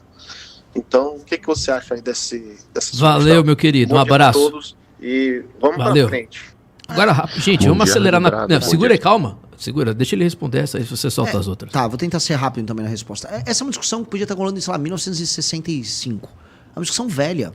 Essa discussão, não, vai ter hora extra, esse modelo, assim, o mundo não segue, mas o mundo não segue há muito tempo esse modelo. Nos anos 80, isso aqui já era uma discussão velha. Você tendo uma discussão que você poderia fazer dentro, sei lá, de um Ford Maverick que acabou de sair de fábrica, entendeu? Ouvindo o Roberto Carlos tocando numa TV de tubo. O mundo mudou. A forma como as pessoas serão contratadas e a forma como as pessoas vão lidar com o trabalho já é completamente diferente. E as pessoas já estão sendo contratadas por outra modalidade, que é o MEI. O MEI não é que o cara é um empreendedor, gente. O MEI é um documento que o cara tem para ser contratado com mais segurança jurídica, criando suas escalas de trabalho de acordo com a demanda que o mercado pede.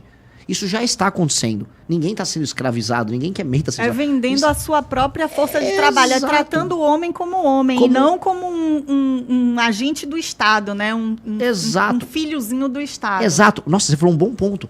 O cara é como se fosse um slot de produção que o Estado tem. Aí você, não, agora é 6x1 ou 5x2. Não, ele determina.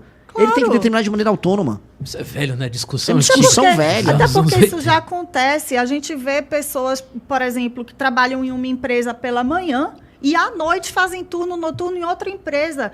E é absurdo, porque essa pessoa praticamente não descansa, né? O Estado sabe disso porque é possível, mas se ele quiser comercializar a hora dele, trabalhar 12 horas para o empregador que ele já trabalha, aí esse empregador se ferra. Sim. Absurdo. É absurdo. E vou te falar, a real é o seguinte, como fazer as pessoas trabalharem mais tempo, trabalharem menos tempo, ou terem a decisão de fazer isso e ficarem mais com a família? É bem simples. A gente tem que aumentar a capacidade produtiva das pessoas. Ponto. E essa decisão cabe à pessoa. Se a pessoa quiser se sacrificar um pouco mais e trabalhar mais, é uma decisão dela. Agora, se as pessoas estão muito pobres, como é o caso do Brasil, as pessoas nas escalas que nós temos, da forma engessada como está, não vão ter condição de viver. A pessoa está trabalhando e ela não consegue hoje comer direito. O problema é um problema de geração de receita, geração de grana. A gente não está conseguindo gerar grana. Então essa é uma discussão de maluco. O Lula está metendo a gente num papo de doido. É um papo de maluco esse papo de escala 6x1. A gente está ficando pobre, os empregos estão indo embora, as pessoas não estão pagando conta. Eu vou trabalhar menos. Vai ficar todo mundo mais pobre. O Lula, né, só não está avisando esse detalhe. Vamos lá, mensagem. Solta aí, Matheus. Bom dia, Rádio Brado. Bom dia, Timóteo. Tudo bem? Bom dia. Meu nome aqui é Rafael Andrade, aqui de Salvador. Fala. Eu tenho uma pergunta para o pré-candidato Renan Santos. Manda, brasa. Renan, qual que é a sua opinião sobre como a Lei Rouanet funciona hoje? Você acha que ela precisa de mudanças? E quais são as suas propostas para a cultura do Brasil? Principalmente para fortalecer produções independentes de filmes, música e jogos, porque muita gente vê o cenário brasileiro como muito criativo, mas acaba tendo muita pouca visibilidade mundial. Qual a sua opinião sobre? Eu não sou contra a lei de incentivo e eu acho que o Estado tem um papel de fomentar e induzir uma cultura nacional. Uma cultura nacional. O Estado também tem um papel de fomentar a manutenção de, vamos dizer, tradições locais. Então eu vou falar aqui como um paulista. A viola caipira praticamente desapareceu de São Paulo. A viola caipira é base daquilo que a gente chama de música sertaneja. Existem grupos de viola caipira que são base da música popular, pop, que toca em rádio hoje. Isso vale a pena o Estado fomentar. Pô, essa é a nossa identidade, vamos fomentar. O que você não pode ter é uma captura dos instrumentos de financiamento por parte de grupos de pressão, como tem. A Lei Rouanet no Brasil hoje é determinada por captura, por grupos de pressão, que são eles que conseguem fazer as aprovações. E não é só a Lei Rouanet, você tem as leis estaduais. Não sei como é que aqui na Bahia, em São Paulo tem o PROAC. O PROAC, o Tarcísio deu para um grupo de esquerda, eles determinam... Aqui também tem, esqueci o nome, mesma merda. Que aí você pega o ICMS, você faz que é até mais fácil, porque o ICMS, ele não é um imposto de renda, ele é um imposto corrente, mês a mês. Aqui tem com esporte também. É muito forte o com esporte. Chama, acho que faz atleta. Faz atleta. Tem. E você entrega para grupos de pressão que determinam quem pode não pegar, pode pegar. Então, é uma malandragem. O que eu acho, nós temos que ser bem claros, regras muito objetivas, muito objetivas para impedir a subjetividade para emitir um projeto X, Y. Ah, esse projeto aqui o cara não gostou porque ele não tá falando do tema B ou C. Corta. Não pode. As regras têm que ser bem objetivas e simples. E do outro lado, aí sim, uma ideia de o que é a cultura nacional que o governo nosso quer criar. Qual é a nossa visão sobre a nossa própria história? Eu utilizaria muito, não só o Rouanet, mas leis de incentivo cultural, pra gente finalmente pactuar o que é a nossa história, o nosso presente e o nosso futuro. Por quê? Porque houve uma destruição da história do Brasil. Houve um país que foi construído de acordo com a cultura pop, sob a ideia de que os portugueses roubaram nosso ouro, que estamos aqui, portanto, perdidos aqui no meio de uma selva, nós nos odiamos. Acabaram com os índios, né, com a cultura indígena. E aí, logo, nós nos odiamos e o Brasil só começou a surgir porque houve uma galera que lutou contra a ditadura nos anos 60, por isso que todos os filmes são passados nos anos 60 e 70, e aí ele começou a se realizar quando o Lula chegou ao poder. Essa virou uma espécie de a origem cósmica do Brasil perante o universo. É isso. Pois bem, nós temos que reconstruir a nossa história. Nós temos que ter filmes, séries, games, e o Brasil tem que financiar isso, reconstruindo de maneira generosa a própria história. A gente sempre fala, você vai pegar o Domingos Jorge Velho versus o Zumbi, Bandeirante versus um quilombola. Pois bem, eu quero me apropriar dos dois. Eu quero o Zumbi pro Brasil e eu quero o Domingos Jorge Velho. Os dois são necessários, nós somos fundados nessa tensão. A Batalha dos Guararapes lá em Pernambuco.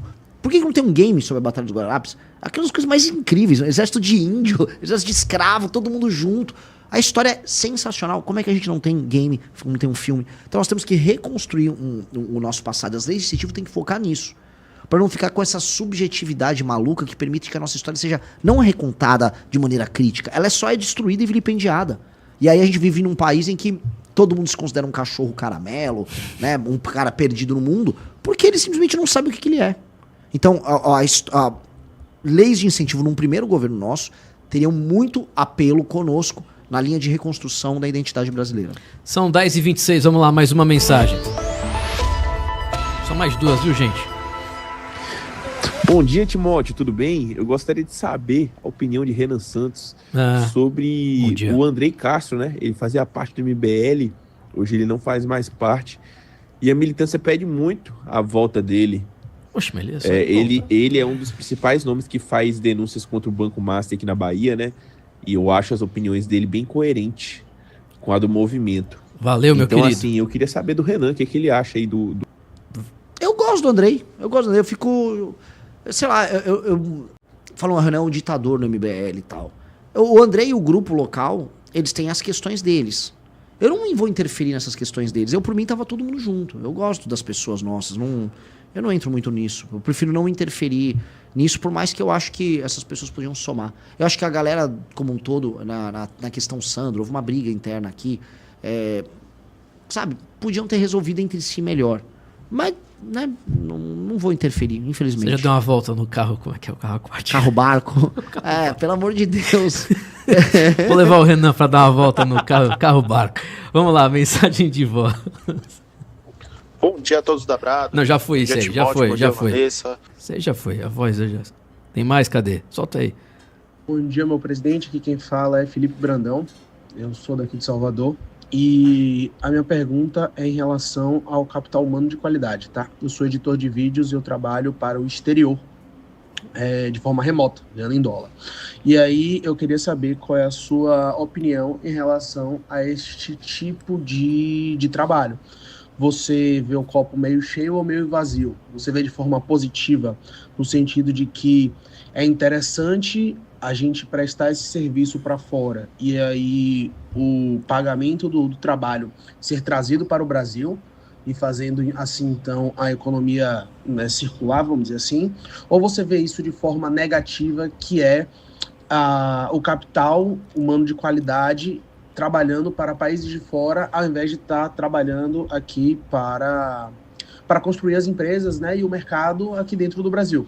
Você vê isso de forma positiva ou negativa? E se você tem alguma política pública em relação a isso, ou até qual é a sua opinião em relação a isso? Obrigado. Pô, eu acho positivo. Isso aqui é até uma resposta pro cara que tava falando de 6 por 1, né? Exatamente. Isso. Olha o mundo como tá indo. O mundo tá indo pra isso. Você vai ter um cliente indiano. Eu tenho amigos e amigas que são programadores, que trabalham para estonianos, trabalham com russos. E aí eles recebem em dólar muito bem. e gastam aqui. Ter uma vida mais tranquila. É lógico. Se quiserem, Exato. senão... E aí, o que eu acho é o seguinte, já que ele perguntou de capital humano de qualidade, eu acho que gringos que fazem esse mesmo tipo de coisa tem que vir pra cá. Por isso que a ideia deles terem uma facilidade de trazer os criptoativos deles pra cá, pra eles aportarem as empresas deles aqui, tem que ser gigantesca. O que o Brasil tem que ser no século XXI? Ele tem que ser um polo gerador de tecnologia também? Sim. E um lugar que atrai o capital humano pelo lifestyle. O cara tem que vir morar em Salvador, sabe assim, ó, vai ser seguro, eu vou comer uma muqueca à tarde, eu vou pro meu escritório com ar-condicionado, tal, atendi meus clientes em vários lugares, gerei emprego aqui, a renda que ficou comigo eu vou gastar aqui, vou viver, vou casar com alguém aqui. Isso aqui é uma forma de atrair. Nós temos, imagina, boa parte da política americana é uma política de brain drain, eles atraem os melhores cérebros do mundo pra lá. A gente entrega os nossos cérebros. A gente tem que fazer o contrário. E existe uma disposição genuína das pessoas em querer viver em outros lugares do mundo e querer conhecer. A gente vai ter um concorrente muito forte, que é a Argentina. A Argentina, existe uma política clara em ser o Ocidente possível, o Ocidente sem imigração. Olha, isso aqui é um país europeu sem os problemas que a Europa está passando. Essa aqui é a ideia do grupo político, por trás do grupo político do Milei. E trazer americanos, ingleses. Comida boa, né? Tem carne, tem vinho, tem futebol... Buenos Aires é linda, então vamos trazer o capital pra cá. Sim, o Brasil pode fazer a mesma coisa com um outro enfoque. Um lugar mais tropical, um lugar que é o sul global possível. O Brasil é o sul global que pode dar certo, de verdade. Mistura de culturas, raças diferentes, ainda que, vamos dizer, guiado por uma matriz que é essencialmente ocidental. Isso é muito louco. Isso é o Brasil é o ocidente diferente. É o ocidente com tempero, né, com refogado, assim. E é muito louco. Então... fazer uma política que traga esses caras permite que esse capital venha pra cá. Não é que eu sou contra, eu sou totalmente favorável e acho que a gente tem que fazer mais. Eu quero trazer um indiano, um inglês, um norueguês. Você conversa com gente americano, por exemplo, que mexe com economia? Você conversa com gente na Europa também? Muito, muito. A gente foi... Eu já conheci uma turma que eu conhecia do Twitter, já falava há alguns anos, mas desde que a gente criou a missão, começaram a sair artigos a nosso respeito. E aí eu fui convidado para ir para os Estados Unidos, para ir para a Europa. Nos Estados Unidos eu fiquei muito surpreso, porque eu comecei a... Quando eu fui em Harvard, eu imaginei, eu vou falar com alguns alunos brasileiros. Aí, não, você vai ser recebido aqui por uma turma americana. Os caras leram o artigo. Vamos ver. Cara, molecada incrível. Não só a galera de direito, a galera de economia, a galera de business. E aí os caras fizeram uma sabatina em Harvard comigo, naquelas salas lindas, que parece que eu tô em Hogwarts, né? lindo. Aí eu fui pro Stanford, mesma coisa. Fui pra Berkeley, mesma coisa. Berkeley fui com brasileiros. Mas eu já comecei a perceber que os americanos estavam muito curiosos. Aí quando a gente começou a ser falado, eu até gravei alguns vídeos em inglês, explicando o projeto e tal. Eu comecei a ter contato com muita gente da direita americana, inclusive com gente na Casa Branca. Então, disso para uma viagem seguinte, eu ir na Casa Branca conversar, foi um pulo. Então, aí eu comecei a estabelecer contatos verdadeiros com a direita americana e entender as divisões deles. Existe uma direita que é a MAGA, que realmente é a turma que está com o Trump, e existe a direita tech, que eles estão falando, que é a direita do Vale do Silício, uma direita mais São Francisco, que tem ideias diferentes. É uma direita mais radical que a MAGA. E esses caras têm até suas tensões internas. A direita tech vê a gente muito como um futuro. Eles falam assim, vocês estão conseguindo fazer no Brasil o que a gente não conseguiu fazer aqui, criar uma alternativa própria. Eles até imaginavam que era o J.D. Vance, mas eles já tiraram o pé do J.D. Vance. E na Europa, o fato de a gente ter conseguido montar o partido aqui e ter criado uma alternativa jovem, veloz e, vamos dizer, potente, nos países em que não houve essa possibilidade, normalmente vamos botar aí Península Ibérica, Itália, deu um susto, aí todo mundo quer conversar. Tanto que se eu não tivesse agora em pré-campanha, eu tava indo lá, porque eu tenho um convite para ir em todos os lugares. E aí, de economistas, de gente de tecnologia e economista, nossa, a gente gabaritou, assim, tem muita gente boa querendo ajudar. São 10h33, mensagem de voz aí. Vanessa faz uma pergunta e eu vou encerrar o programa. Vamos lá.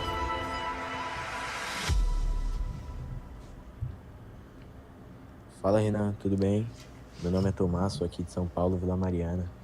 E uma das suas propostas é que você vai desindexar a aposentadoria e o salário mínimo.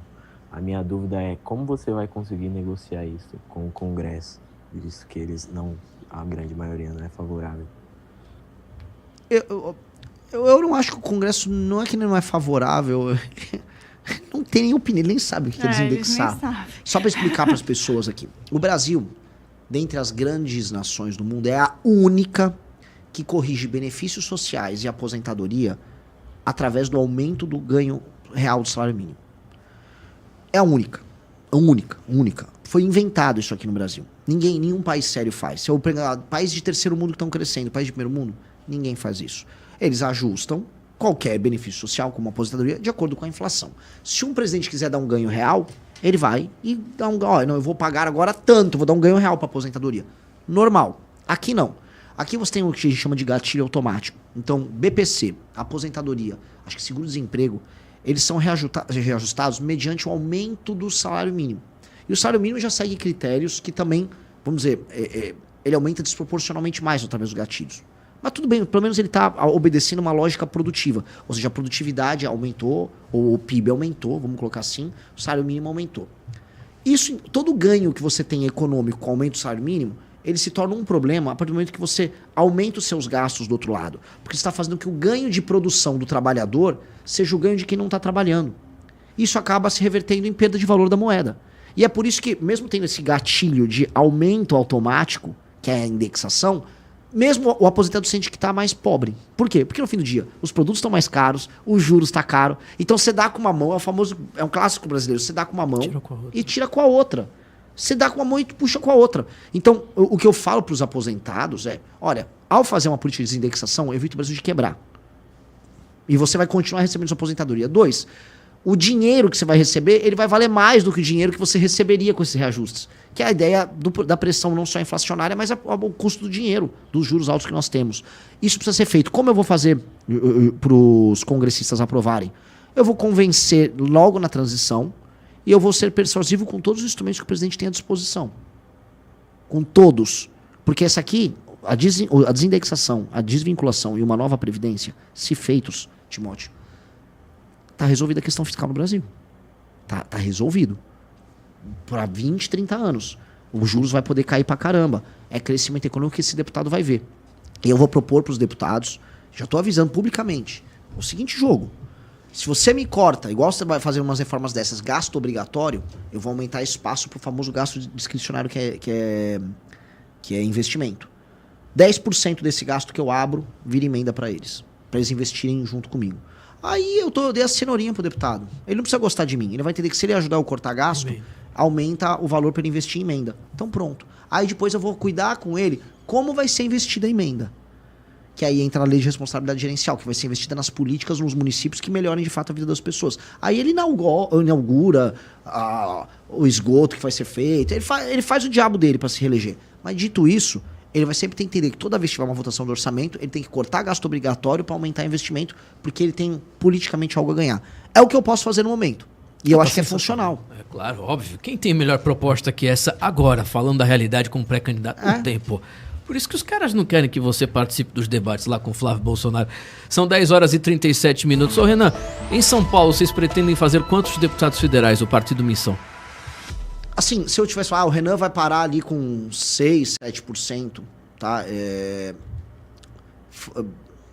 Eu posso jogar um número aleatório, eu acho que eu não faço, com o tamanho que eu tenho hoje, eu não faço só por São Paulo menos de 4 deputados federais. Eu não faço menos de 4. E jogando, faz uma regra de 3. Se um presidente com voto de opinião, se eu tiver 7%, eu vou jogar pelo menos 30% em voto de legenda. Isso significa 2,1 milhões de votos, vamos botar aí. O voto, só para passar a cláusula de barreira, são 2,8 milhões. Só eu de voto de legenda praticamente faço a cláusula de barreira, tendo 7%. Joguei 2,1 milhões em chapa, contando o quanto iria para São Paulo, só eu faria pelo menos, eu joguei ali, 2,5 cadeiras em São Paulo. Contando uma razão em proporção do eleitorado de São Paulo. 2,5 cadeiras em São Paulo, mais um Kim que vai fazer a cadeira dele sozinho, mais um. Acho que o Kim vai vir para uma votação assustadora. Eu também acho. E eu mais o restante da chapa. Eu acho muito seguro falar em 4, e eu acho que não é absurdo falar em 6 vindo de São Paulo. Não é. Porque aí eu passando de 10. É que aí eu passando de 10, e aí, passar da cláusula de barreira passa a ser uma coisa que não é um desafio. Vai ser natural. Eu acho que nós vamos passar da cláusula de barreira, vamos ter deputados em todo o país. E aí entra outro ponto. Aí, Timóteo, se eu cresci, e se eu chego lá com uns 10% nas eleições, e cresçam. Aí, segura que a onça vem. Aí é um cometa, né? Aí... São 10 horas e 39 minutos. Vanessa Moreira. Então, Renan, eu quero trazer um assunto aqui que a gente ainda não trouxe, que é o sistema de saúde, né? O sistema de saúde brasileiro, o SUS, muita gente não vai entender o que eu vou falar, mas é um excelente sistema, uma referência mundial em saúde. Tem muitas campanhas de controle de infecção. Parece discurso de petista. Não, mas é referência. A saúde brasileira é referência. Muitas pessoas que viajam para fora mantêm seus planos aqui para, em caso de uma doença grave, vir para o Brasil, tanto particular como também o setor público aqui tem realmente... O problema é a gestão e a funcionalidade desse setor, né? Mas o que ele aplica, doenças raras aqui no Brasil são tratadas de uma forma bastante importante. Então, eles têm realmente HIV, controle total. Então, eu queria entender o seguinte, a gente tem um grave problema de gestão da saúde pública. Aqui na Bahia, por exemplo, trazendo o cenário que eu conheço, temos regiões que não tem simplesmente hospital. Não tem. Regiões enormes, certo? Que são, assim, de uma extensão aí de uns 500 quilômetros e só tem um hospital que atende aquela região inteira. Por outro lado, a realidade do médico é complexa, porque os médicos não querem ir para os interiores para ficar dependente do salário pago por um prefeito corrupto que enrola ele ali e que não paga aquele salário. Você pensa em alguma política para essa classe, para a classe dos médicos mesmo, da saúde, assim, plano de carreira, alguma coisa que faça com que essa legião de médicos recém-formados que temos aqui, inclusive no país, tenha interesse em ir para esses interiores, fomentar algo mais contundente para a política pública real, né, a saúde real do brasileiro? O SUS, eu vou começar justamente porque muita gente na direita vê um problema no SUS, e se a gente pensar só no princípio da subsidiariedade, que ainda é liberal, né? Quanto mais próximo da base, quanto mais, vamos colocar aqui, quanto mais autônomo e com concorrência melhor, o SUS em tese surgia como algo problemático. Mas a real com a tecnologia, a centralização não é ruim. E é isso, conversando até, indo para a pergunta anterior do Timóteo sobre os gringos, a galera de tecnologia falou, cara, vocês têm no Brasil um sistema de saúde que é centralizado, que devia ser super problemático na hora do acesso, na hora de fazer os exames, mas agora com tecnologia isso vai ser uma revolução. E dá para fazer uma revolução real no SUS. O sistema inglês, o sistema chinês e El Salvador, eu estou citando muito o Salvador, porque o Salvador conseguiu um super sistema de saúde e eles meio que resolveram esses grandes problemas. O problema nosso maior é um problema de acesso. Acesso para fazer o exame, acesso aos hospitais para fazer as cirurgias. Você não conseguiu em alguns lugares montar o sistema que eles chamam de o tal do hub and spoke, que tem que ter um hub, que é uma cidade, em geral, média, grande, logisticamente bem localizada, que ele atende com esse hospital toda aquela região, aquela macro-região ali. E ao redor dele, nas cidades um pouco menores, você tem as policlínicas para as pessoas fazerem o exame, e nos municípios você vai ter os UBS, uma UPA, etc. Beleza. Isso não está feito, porque nós, vou colocar, em estados com mais infraestrutura, com mais grana, você entrega. São Paulo, esse modelo está bem feito, tem uns hospitais de referência espalhados por todo o estado e as clínicas menores dos municípios, então você consegue dividir bem. Agora, aqui na Bahia não, boa parte do Nordeste você não consegue ter, Norte menos ainda. O sistema de saúde é usado como moeda de troca de político. O exame aqui, ele é condicionado a um contato que você tem. Você fura a fila do exame, porque você não tem... Você tem critérios que são, vamos dizer, subjetivos discricionários. E você fura a fila do exame. Você fura a fila da cirurgia. A gente tem que ter um modelo de fila com os critérios objetivos, que assim, uma moça está com uma suspeita de câncer de mama. Ela vai fazer rápido o exame dela. O exame dela vai passar a fila. Isso no Brasil não tem. Não existe o critério objetivo. O critério é assim, nossa, acho que eu tô com câncer de mama. Deixa eu correr aqui, eu tenho um amigo meu que é vereador, que vai falar. É isso que as pessoas fazem, vamos ser sinceros. O critério tem que ser objetivo em termos nacionais, para evitar a furada de fila. 2, não existe no Brasil prontuário único. Não tem. Então, o prontuário teu pode estar num hospital, o outro você tem um prontuário em outro hospital, outro numa clínica. A gente tem que ter um prontuário único. E esse prontuário único, ele tenha todas as suas passagens, todas as suas ocorrências hospitalares, exames que você teve que fazer, gripes que você teve. Porque com base nisso, você vai conseguir aplicar finalmente o uso da inteligência artificial, machine learning. A China vai fazer isso em escala. Que aí você consegue predizer com base nas suas ocorrências, essa pessoa vai ter diabetes. Essa pessoa vai ter um problema cardíaco. Essa mulher está desenvolvendo câncer de mama. E aí você consegue aplicar a política preventiva nela. Aí você consegue mandar o agente de saúde, ô dona Neide, estamos com o teu prontuário único, tocou no nosso sistema aqui, você vai ter problema, você vai ter um ataque cardíaco, a gente vai mandar o agente de saúde, a gente vai mexer na tua alimentação. Você vai precisar mudar, eu vou te passar os exames. Isso é o básico, só que sem um prontuário único você não tem a base de dados para fazer isso. Falei isso de alterações no sistema porque isso vai gerar uma revolução. El Salvador está tocando essa revolução e é sensacional. Você tem basicamente o SUS deles está no celular, você coloca os seus sintomas aqui, você consegue fazer o teleatendimento. Então, eventualmente, uma pessoa quer fazer um oncologista, vamos pegar o caso da moça. Aqui demoraria meses para conseguir um exame se ela não tiver o contato. Num sistema que é integrado digitalmente, ela vai poder fazer um teleatendimento, dependendo do caso, com o médico que está no Rio Grande do Sul ou que está em Roraima. Está em qualquer lugar, ele atende em outro lugar, ele recebe, se ele for um privado, eventualmente algo pela cota SUS ali, para ele receber um pagamento, e com base nisso, eu acelero os atendimentos. Outra coisa, o Bukele, nesse sistema dele, ele instalou totens com estoque de remédios, que a pessoa já, vai naquele totem, já pega o QR Code, você bate ali, você retira agora esse remédio. Então você conseguiu ter pro atendimento básico, tanto o teleatendimento quanto para buscar um remédio, ele deixou tudo muito mais rápido. Isso deixou as filas menores. Isso permitiu que aí os atendimentos mais complexos andassem. Indo para o plano de carreira dos médicos. Naturalmente, quando você tem um plano de investimento para esses hospitais centrais e para as policlínicas, você vai poder montar os planos de carreiras para eles. Só que você não consegue fazer esses planejamentos hoje, porque não existe investimento e os critérios são subjetivos. Nisso, o governo federal vai ter que botar a mão no SUS e falar, esse aqui é o plano de investimento dos próximos 15 anos. Esses aqui são os hospitais, esses aqui são as pessoas que serão contratadas. E aí você monta os concursos e os planos de carreira baseado nisso. O problema é que hoje é tão caótico que você não consegue desenhar o plano de carreira. Não sabe assim, vai ter o seu hospital em tal lugar, não sei, pode ser que eu faça em outra cidade, simplesmente porque o lobby do deputado foi para fazer em outra cidade.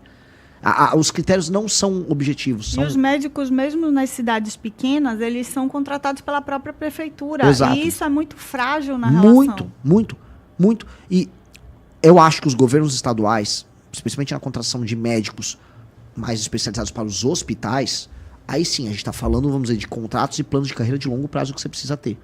E eles têm que ser, o governo estadual ele começa a incorrer em crime de responsabilidade se ele não cumprir em planos de investimento, porque isso acontece muito. E a existência desses hospitais e a regionalização deles não pode ser dada justamente por interesses políticos. O político quer puxar aqui para a cidade que ele tem muito voto. Que é isso que os caras fazem. Às vezes não é logisticamente, vamos dizer, funcional. Eu sei que não é saúde que eu vou falar agora, mas é um exemplo. Lá no Rio Grande do Norte, era pro aeroporto ser num determinado lugar perto de Natal. Fizeram um outro só porque caía na fazenda de um deputado e aí o deputado ia ter uma restituição da grana. Hospital segue esses critérios. Tem brigas para receber o hospital na cidade porque o cara quer inaugurar. Aí você põe uma cidade que é logisticamente muito ruim para receber e não numa cidade que tem que ser o hub. A gente tem que fazer isso. É uma matéria basicamente de planejamento e de poder central. E o governo federal vai ter que atuar nisso. 10h47. Gente, preciso encerrar a entrevista. Renan, sensacional. Aplausos para você e parabéns pelo trabalho. E a gente fica muito feliz pela sua convicção e vontade de falar a verdade. Você não fala o que o povo quer ouvir. Você Exato. fala o que acredita e está colhendo os frutos. Lentamente está colhendo os frutos. Parabéns, muito obrigado. Eu que agradeço. Novamente, uma baita oportunidade. Vocês sabem, eu sou fã de vocês. E um trabalho muito íntegro da parte de vocês. Conte conosco sempre. E vai fazer show aqui em Salvador, a Limão Rosa? Nessa não. Na próxima viagem, sim. Porque nessa aqui o irmão do Arthur não poderia. Ele fez uma cirurgia. Aí então a gente teria show da Limão Rosa aqui. O irmão do Arthur é o que toca baixo? Toca baixo. É irmão dele? É irmão dele. Não parece, né? Bicho. Grande, forte, íntegro. Não tem nada a ver com o irmão. Não, eu vou falar, ele é o oposto do Arthur mesmo. O Arthur é pequenininho, ele é grandão. É um homem casado, tem sua filha. Olha, tudo que eu sofro com o Arthur, eu recupero com o irmão dele. Um homem decente. Olha. Falam que esse negócio do Renan de ser pré-candidato a presidente, na verdade, é só pra levantar a banda, né? Botar a banda em evidência nacional. É isso não, né? Mas a banda vai ajudar. A banda tá me ajudando. Eu tenho lá, eu coloquei no meu Spotify lá, Limão Rosa. Aquela música é legal, pô. Não, tem, assim, modéstia à parte, sou um bom compositor. Vai sair o álbum agora. E... Você gosta muito do Bob Dylan, né? Pô, é meu ídolo, cara. Pô, na hora que eu ouvi, eu falei, rapaz, parece com Bob Dylan. O jeito que você canta, né? A voz falada. Eu acho ele o máximo. Eu adoro o Bob Dylan. Eu vi você falando dele numa entrevista, que o Bob Dylan ele tem a convicção dele, né? A esquerda tentou abraçar ele manchutou os caras. Os republicanos também, ele é sozinho, né? O Bob Dylan, pra galera entender, ele fez aquelas músicas que foram muito usadas pelo movimento dos direitos civis nos anos 60. Aí o Partido Democrata resolveu fazer um jantar pra premiar ele como um grande... Aí ele foi lá, xingou todo mundo e foi embora. Isso é maravilhoso. O Johnny Cash fez isso também. É a cara deles. E aí você vai pros anos... Vira pros anos 80... Aí todo mundo falou assim, não, mas o Bob Dylan tem que agora se posicionar novamente para algum outro tema. E ele tinha acabado de soltar aquela música do Hurricane, também um caso de uma prisão injusta de um sujeito por racismo. Então a esquerda amando ele. O Bob Dylan, aí ele soltou um álbum que ele virou basicamente um pastor evangélico. Ele é judeu, ele vira um álbum pastor evangélico. O cara é muito brabo, o cara não se aceita ser tutelado. Tipo, vai por aqui porque é obrigação. Não vou aceitar. Eu acho... Essa é uma postura que, na verdade, deveria ser a postura do bom político. Não ser tutelado por movimentos ou tendências. Assim. Não, cara, fala o que você acha, seja autêntico. Eu acho que tem que ser assim. Parabéns, você está bastante autêntico. São 10h50. Muito obrigado mais uma vez, Renan Santos. Valeu, gente, produção. Muito obrigado pelo programa hoje. Vanessa Moreira, a gente volta amanhã às 8 com mais um Brado Jornal. Gente, muito obrigado, viu? Quem mandou superchat, quem mandou Pix, Pix não, né? Mandou... Você sabe Pix? Não. Você não tá dividindo, Timóteo. Não recebo Pix. O MBL fez o pagamento através da CIA, né? Brincadeira. Gente, muito obrigado. A gente volta amanhã às 8 com o Brado Jornal. Valeu, Vanessa. É isso aí. Muito obrigada a gente por acompanhar durante toda essa manhã. Amanhã a gente está de volta com mais um Brado Jornal. Fiquem com Deus. Começando o seu dia com as principais notícias, comentários, entrevistas e a sua participação. A partir de agora, no Brado Jornal. A opinião dos nossos comentaristas não reflete necessariamente a opinião do Grupo Brado.